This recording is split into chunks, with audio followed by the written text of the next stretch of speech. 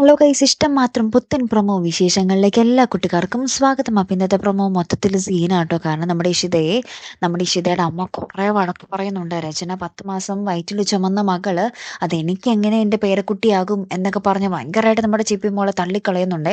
എന്നിട്ട് പറയുന്നുണ്ട് അത് മഹേഷിൻ്റെ മാത്രം കുഞ്ഞാണ്, എനിക്കൊരു പേരക്കുഞ്ഞിന് വേണമെങ്കിൽ അത് നീ പ്രസവിക്കണം എന്നൊക്കെ പറഞ്ഞ് നമ്മുടെ മഹേഷിൻ്റെ അമ്മ ഭയങ്കരമായിട്ട് പറയുന്നുണ്ട്.